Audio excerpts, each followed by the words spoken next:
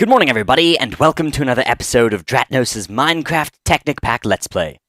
So, first things first, there we go, there's that right word usage here.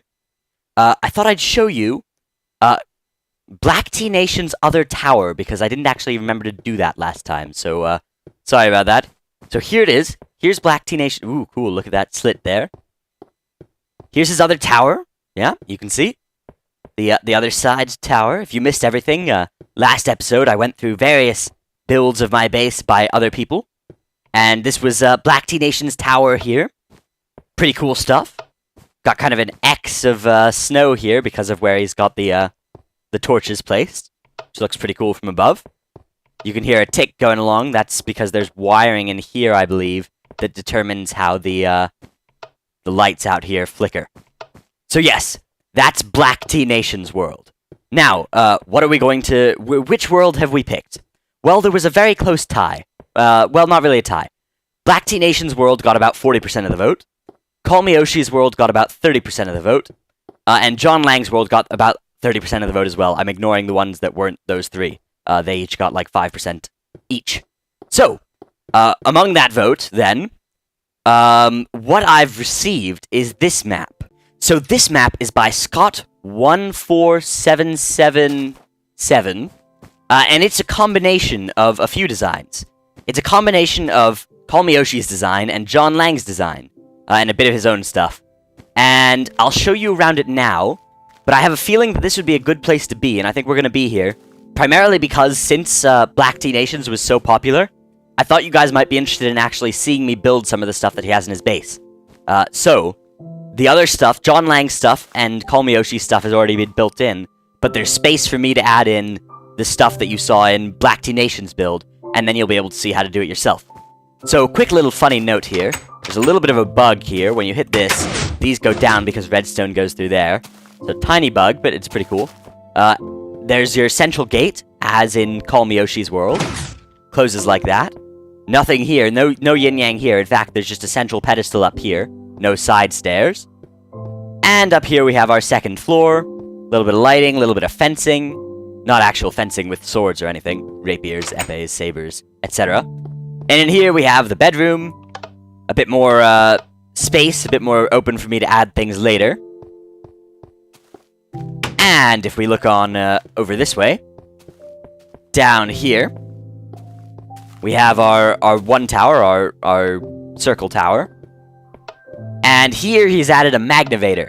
So the way this works, this is a magnetizer here, followed by iron fences all the way up. And he's left some chests filled with iron boots and charcoal. You stick on the iron boots and you walk close enough, and it shoots you straight on up, but starts using power from the generators. So that's pretty cool. It's pretty awesome. I think I'll keep that. It's pretty awesome.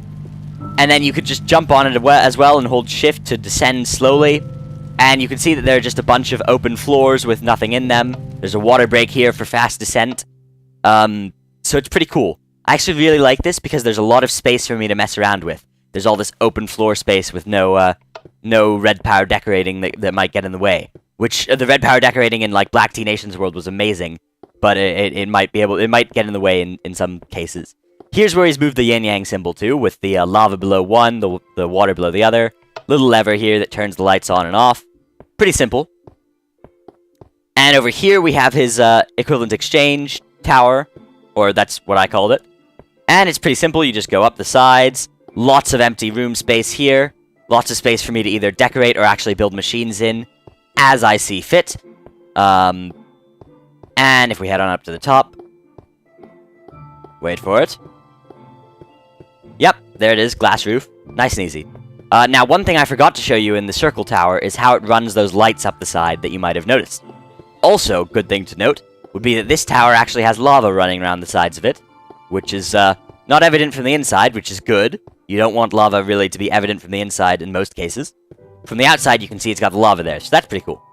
Now, over this way, back in our red tower here, if you're wondering how it's doing all of the lighting stuff, let me just turn on smooth lighting here.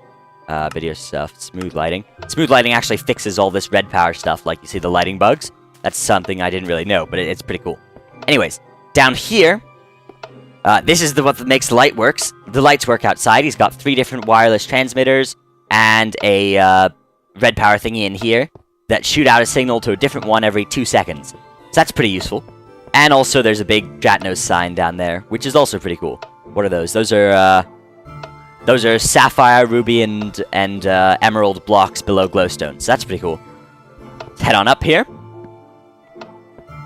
Now, in our main base area, what's it? Yes, this is the industrial craft area. He's got more lights here, like Kalmiyoshi did. They can be turned off, which makes it quite dark. And they can be turned on, which is not so dark. And over here he has an MFSU, various transformers, and which all have their outputs facing out, so I could easily build machines there. And through this little hallway, we have my main old base, with nothing much changed except the relay's been upgraded to Mark III. So, let me show you how he powers all of this stuff here. It says this MFSU is powered by HV solar arrays in the birch tree outside, which should fill it up before night. And yes, it does fill it up before night. So up in this birch tree in the top, actually, you can see from below, there are actually solar panels, high voltage solar panels. Now, each high voltage solar panel is the equivalent of 512 regular solar panels. So I have a feeling that they weren't built entirely legitly. Which brings me to another thing that, I mean, I know you guys don't want me playing with unlegit things, and I don't particularly want to be playing with unlegit things either. So let me grab a pickaxe here. Ooh, it's almost out of power. My Klein Star, sure. There's my Swift Wolf Rendingale. Just pop over to this relay, charge up my Klein Star. I'm sure that, like, the relay could have been pretty easily built legitly. That's just a few thousand DMC, or a few 100,000 DMC. However, the other stuff, all those solar panels, that is a lot of stuff. Each of those solar panels costs, like, stacks and stacks of coal and all this other stuff. So even if he did build it legitly, I'm sure you guys want to see me build that by myself. So, let me just go ahead and burn this thing up so that then I can recreate it with full power. And let's pop on out here. Over this way. What I'm going to do is I'm going to delete this, delete this, delete this, delete this, delete this. And let's pop on outside. Use our Swift Wolf Rendingale. Let's just put it on our key here. And we can fly on up. Let's delete this, this, this, this. Oops, I destroyed a glass cable as well. I'll keep the cables and stuff intact. There. Wow, this is like all covers and stuff as well. Destroy that, and that, and that, and that, and that, and that, and that, and that. What's it giving me back? Yeah, the HV solar array, which is really difficult to produce. It costs a lot of materials, these things do. And each one is producing ridiculous EMC. That's like way more than the actual big solar array I have outside my old base. So, there we go. That's that done. That's our stuff now cleared there. I'm going to leave the Magnivator in because that's not a huge resource investment. There's nothing in that birch tree there. And there's nothing over there. He's added nothing new except for... So the only things I've gained from this are Relay Mark III, which is pretty cheap, and a Magnivator. I think that's fair. And then all this stuff here is going to get deleted. I'll delete that before the start of next episode. Throw it in lava or something. So this is our new house, probably, unless you guys have some very strong comments about it, which I'd love to hear. Black Tea Nation submission was amazing, and I actually... Because it's so good, I thought it'd be cool if we actually built some of that stuff on camera. And so thank you everybody who entered the contest. I tried to give you all as much time as possible to submit me new stuff. And some of you said you were, but then when it gets to like a week, I should have been more clear about timing, but I can't wait too long, because if you look on my channel, I start getting all these comments about where's Technic. I can't wait for you guys. So I'm actually interested in building a new series all about building stuff and your submissions. And hopefully I'll give you some more details about that in future, so that it can be a place where you have a lot of time to submit me things, and then we show it off.